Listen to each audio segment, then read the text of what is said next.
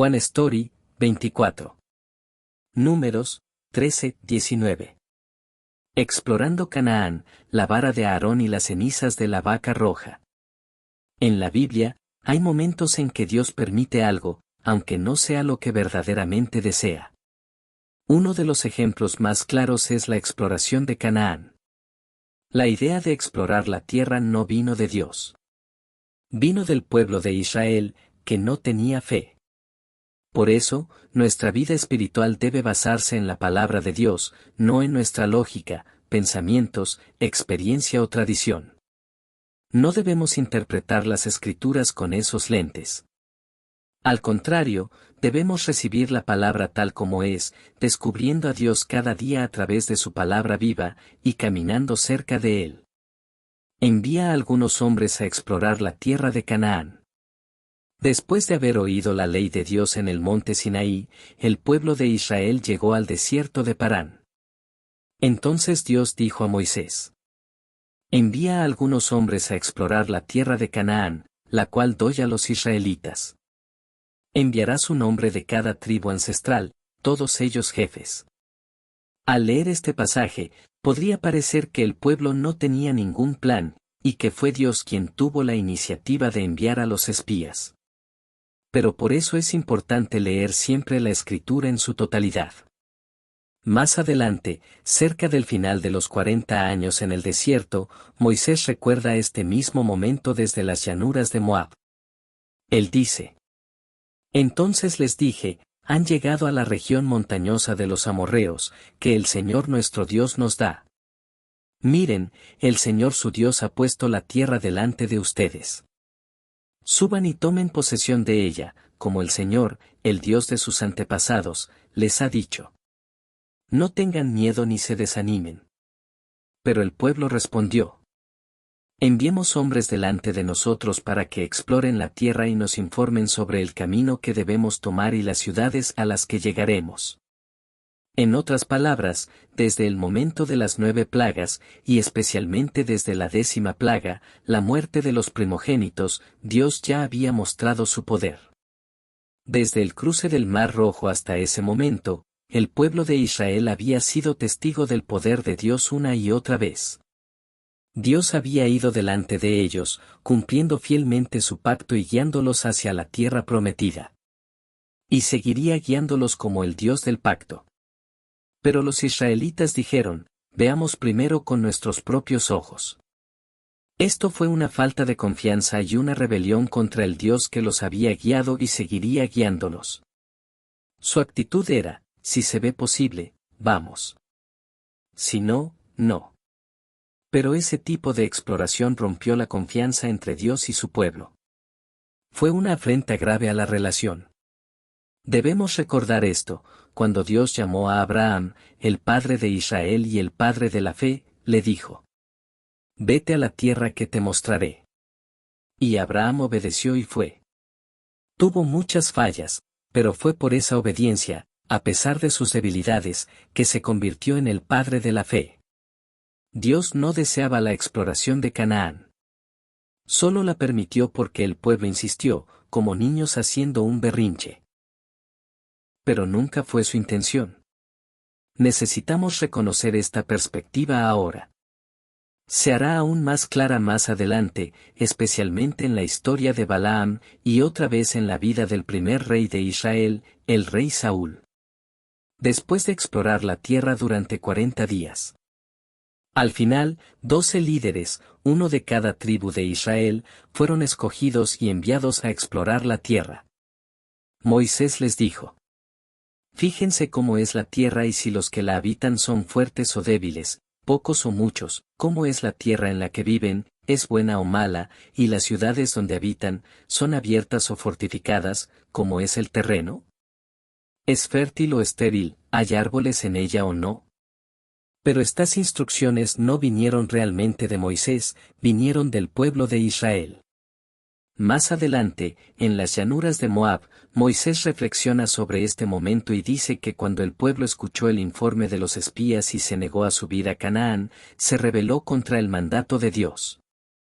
Moisés les había dicho: no se aterroricen ni tengan miedo de ellos.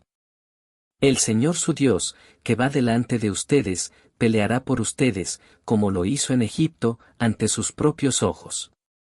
Y en el desierto, vieron cómo el Señor su Dios los llevó, como un padre lleva a su hijo, durante todo el camino hasta llegar a este lugar. Pero a pesar de eso, no confiaron en el Señor su Dios, que iba delante de ustedes en el camino, de noche en una columna de fuego y de día en una nube, para buscarles un lugar donde acampar y mostrarles por dónde ir. Pero para ese momento, sus corazones ya estaban endurecidos. Lo repito, enviar a los espías ya era un fracaso. Por eso, 40 años después, Josué, uno de los 2 espías fieles, al prepararse para enviar hombres a reconocer Jericó, no envió uno por cada tribu. Simplemente eligió a 2 hombres de confianza y les dijo: vayan y reconozcan la tierra, especialmente Jericó.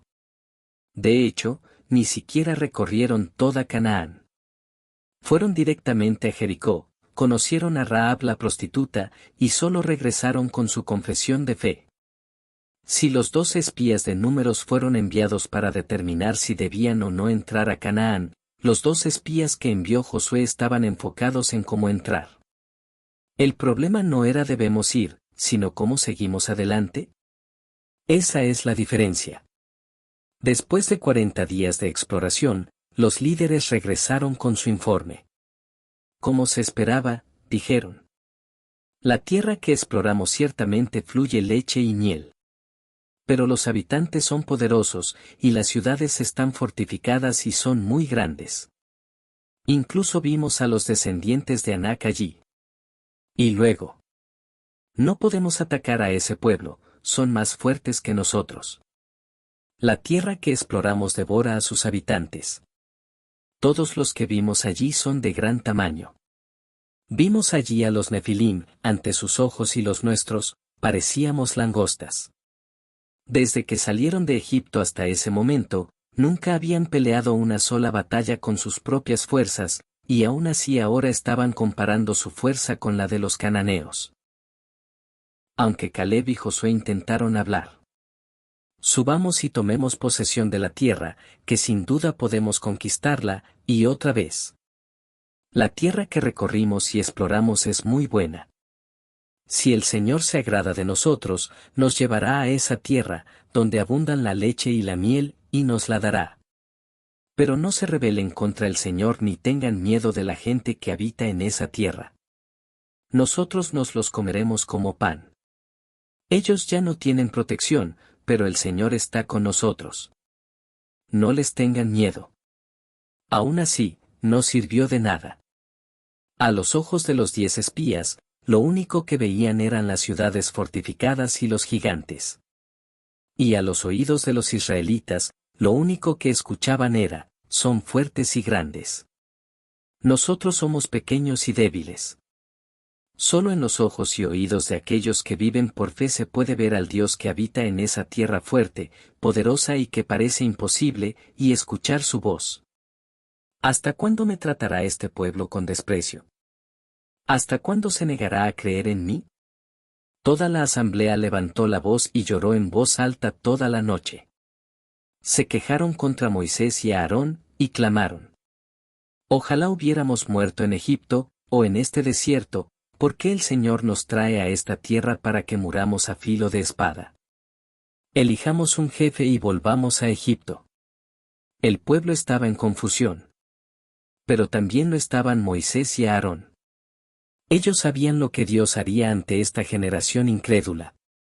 Por eso cayeron rostro en tierra, porque no había otra salida más que interceder. Y el Señor dijo: ¿hasta cuándo me despreciará este pueblo? ¿Hasta cuándo se negará a creer en mí, a pesar de todas las señales que he hecho entre ellos? Los heriré con una plaga y los destruiré. En ese momento, Moisés una vez más se puso en la brecha e intercedió ante Dios. Lo que Moisés sostuvo fue la compasión de Dios. Y Dios apartó el castigo inmediato de la plaga. Pero ciertamente aún los disciplinaría. Tal como vivo, haré con ustedes lo mismo que les oí decir.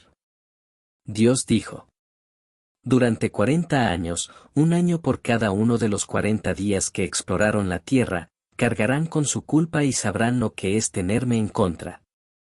Al final, el desierto, que debía ser solo un camino de paso, se convirtió en un lugar de retraso. Dios había escuchado todas sus quejas, y dijo: Tal como vivo, haré con ustedes lo mismo que les oí decir. Porque ellos dijeron: Ojalá hubiéramos muerto en Egipto, o en este desierto. Dios respondió: Sus cadáveres caerán en este desierto.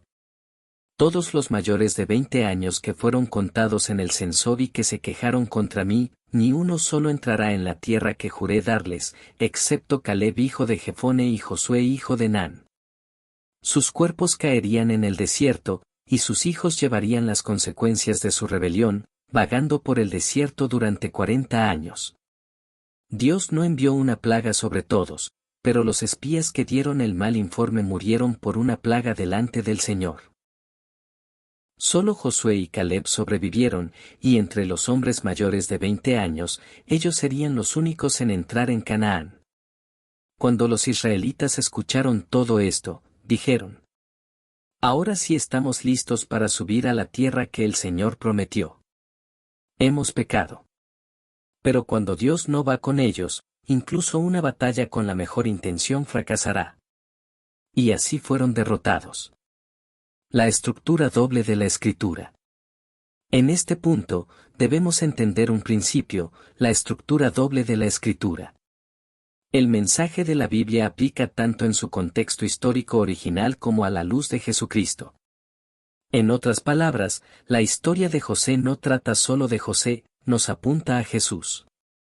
El nombre Josué comparte la misma raíz que Oseas y Jesús, todos significan salvación. Y Caleb es un símbolo de la fe. Por eso, aunque Moisés, el representante de la ley, no entró en la tierra prometida, sí lo hicieron Josué y Caleb. El mensaje es claro: entrar en la tierra es una figura de la salvación, la cual no viene por la ley, sino por la fe. Egipto, el desierto y Canaán no son solo lugares geográficos. Egipto representa el mundo antes de ser pueblo de Dios. El desierto es el camino de transformación, el paso del mundo al reino de Dios. Y Canaán es una imagen del cielo. Así que, aunque la primera generación muere y la segunda entra a la tierra, podemos entender a Israel como un todo: el viejo yo que salió de Egipto debe morir, y solo el nuevo yo puede entrar en Canaán. ¿Por qué? Porque en el Mar Rojo, por la gracia de Dios, fueron bautizados a una nueva vida. Aunque seguían siendo pecadores, ahora eran hijos de Dios. Por eso el Nuevo Testamento nos dice una y otra vez que dejemos atrás al viejo yo.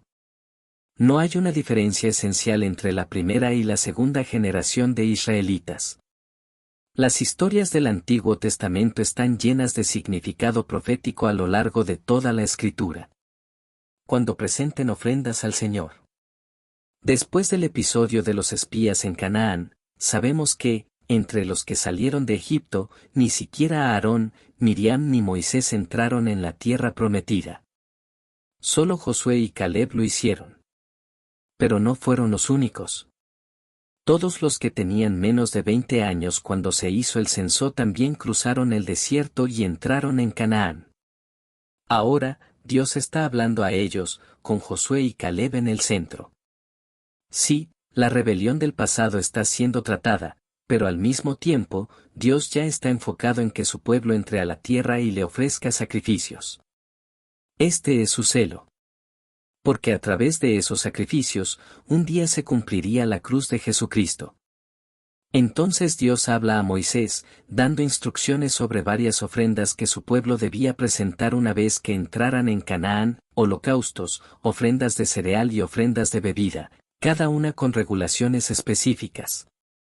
Estas ofrendas aplicaban por igual tanto para los nacidos en Israel como para los extranjeros que vivieran entre ellos. Dios también da instrucciones sobre la ofrenda de las primicias de su comida cuando comenzaran a comer del grano de la tierra. Luego explica las ofrendas que debían hacerse por pecados involuntarios, ya sea cometidos por toda la comunidad o por individuos. Para tales pecados, debía ofrecerse un holocausto, una ofrenda de cereal, una ofrenda de bebida y una ofrenda por el pecado. Nuevamente, la ley es la misma tanto para el israelita como para el extranjero que vive entre ellos. Pero si alguien peca deliberadamente, desobedeciendo a sabiendas los mandamientos de Dios, eso se considera blasfemia. Esa persona ha despreciado la palabra del Señor y ha quebrantado sus mandamientos, y debe ser eliminada de su pueblo. Eso es exactamente lo que vemos en el caso que sigue, el hombre que recogía leña en el día de reposo. No fue un accidente. Fue un acto deliberado y desafiante. Y por eso Dios ordena que sea condenado a muerte. Yo soy el Señor su Dios, que lo sacó de Egipto para ser su Dios. Dios le dice a Moisés: Yo soy el Señor su Dios, que lo saqué de Egipto para ser su Dios. Yo soy el Señor su Dios. Y así, Dios ordena a los israelitas que recuerden sus mandamientos y los obedezcan. Les dice que hagan borlas en las puntas de sus vestidos, con un cordón azul en cada borla. ¿Para qué? Para que, al mirar las borlas, recuerden todos los mandamientos del Señor y los obedezcan. Para que no se prostituyan siguiendo los deseos de su propio corazón y de sus propios ojos. Una tierra que fluye leche y miel. ¿Salieron los israelitas de Egipto porque querían? ¿O fueron empujados por los egipcios y arrastrados por Dios? Claramente, fueron empujados, y fue la mano poderosa de Dios la que los sacó. En sus corazones, todo lo que podían pensar era en lo que Moisés les había dicho de parte de Dios, una tierra que fluye leche y miel. Debían haber salido para encontrarse con Dios, para caminar con Él, para servirle. Pero lo que realmente había en sus corazones no era el Dios que les dio los 10 mandamientos y leyes que jamás habían escuchado, mandándoles obedecer. Lo que en verdad deseaban era un Dios como un genio en una lámpara, uno que cumpliera cada deseo cuando ellos lo pidieran. Coré, un coatita de los levitas, el clan encargado de llevar los objetos sagrados del tabernáculo, junto con Datán y Abirán de la tribu de Rubén, formaron un grupo. Con 250 líderes reconocidos de la comunidad, se levantaron y se opusieron a Moisés, diciendo: Ustedes han ido demasiado lejos. Toda la comunidad es santa, cada uno de ellos, y el Señor está con ellos, ¿por qué, entonces, se colocan por encima de la asamblea del Señor? Cuando Moisés oyó esto, cayó rostro en tierra. Señaló el orgullo de ellos. Pero su rebelión no era solo contra Moisés, era contra el Señor que había designado a Moisés y a Aarón. Cuando Moisés mandó llamar a Datán y Abirán, ellos se negaron a ir. Dijeron: ¿No es suficiente que nos haya sacado de una tierra que fluye leche y miel para matarnos en este desierto? ¿Ahora también quieres hacerte nuestro gobernante? No nos has llevado a una tierra que fluya leche y miel ni nos has dado herencia de campos y viñedos. ¿Acaso vas a sacarnos los ojos? No iremos. En sus palabras, y en las quejas de estos líderes que representaban al pueblo, es claro, estaban diciendo: vivíamos bien en Egipto, y ahora nos has traído aquí para sufrir. Si nos vas a llevar a algún lugar, que sea mejor. No había más camino. Así que Moisés, profundamente enojado, pidió que trajeran los incensarios, usados por los levitas, y les dijo que pusieran fuego e incienso en ellos y los presentaran ante el Señor. Coré, quien lideraba esta rebelión, reunió a toda la comunidad a la entrada del tabernáculo y se enfrentaron a Moisés y a Aarón. Era el final. No habría más oportunidades. Cuando el Señor quiso destruir a toda la comunidad, Moisés y Aarón otra vez se pusieron en la brecha. Pero Dios hizo que la tierra se abriera y tragara a todos los que pertenecían a Coré, junto con sus tiendas y posesiones. Y los 250 líderes que trajeron sus incensarios, el fuego del Señor los consumió. Pero lo que es aún más impactante: Moisés había dicho claramente: así sabrán que el Señor me ha enviado a hacer todas estas cosas y que no fue idea mía. Si estos hombres mueren de muerte natural, entonces el Señor no me ha enviado.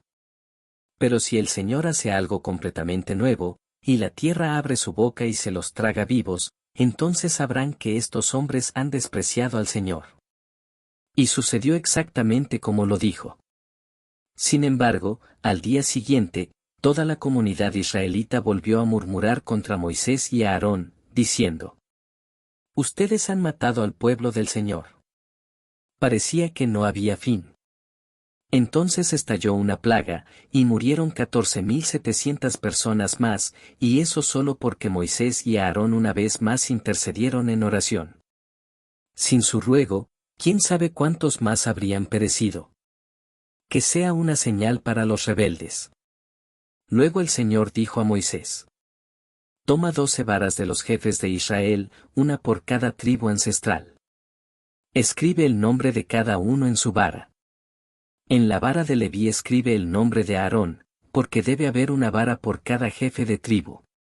Dios dijo que colocaran las varas en el tabernáculo de reunión, frente al arca, donde Él se encuentra con ellos. Allí, Dios mostraría a quien Él había escogido, y pondría fin a las constantes quejas del pueblo contra Moisés y Aarón. Así que Moisés hizo exactamente lo que Dios le mandó, y al día siguiente la vara de Aarón no solo brotó, sino que echó botones, floreció y dio almendras. Entonces el Señor dijo: Guarda la vara de Aarón delante del arca del pacto, como señal para los rebeldes. Así cesarán sus quejas contra mí, y no morirán. Para que la ira de Dios no vuelva a caer sobre los israelitas. Dios siempre había hablado con Moisés, pero esta vez, como el tema trata sobre los levitas y los sacerdotes, Él habla directamente con Aarón. Dios habla sobre las responsabilidades que tienen los levitas respecto al tabernáculo, y la porción que deben recibir por su servicio. También manda que los levitas deben dar el diezmo del diezmo que reciben de los israelitas de vuelta al Señor. Dios también habla sobre las responsabilidades de los sacerdotes, los que son del linaje de Aarón y nadie más. Él explica lo que deben hacer en el tabernáculo, y la porción permanente que deben recibir. Esto se llama un pacto perpetuo de sal entre Dios, Aarón y sus descendientes. Dios le dice a Aarón: No tendrás herencia en la tierra de ellos, ni tendrás parte entre ellos. Yo soy tu parte y tu herencia entre los israelitas. Antes, en la parte 23, vimos bajo el título Los levitas son míos como los levitas llegaron a representar a todo Israel, reemplazando al primogénito de cada tribu. Esto no fue porque Leví, el antepasado de la tribu, fuera especialmente fiel, ni porque los levitas fueran particularmente especiales. Fue un regalo, dado por Dios tanto a los levitas como a los hijos de Aarón que servían como sacerdotes. Si los sacerdotes y los levitas cumplen fielmente con sus deberes, entonces la ira de Dios no caerá más sobre los israelitas. Deben dirigir un culto adecuado y no profanar las ofrendas sagradas de los israelitas, para que el pueblo viva y no muera. En otras palabras, si los levitas y sacerdotes son rectos y fieles, entonces el pueblo también puede ser recto y fiel. Pero también fallaron. Como seguiremos viendo, los profetas eran corruptos, los sacerdotes eran corruptos y los reyes eran corruptos. Cuando el profeta, Elsa,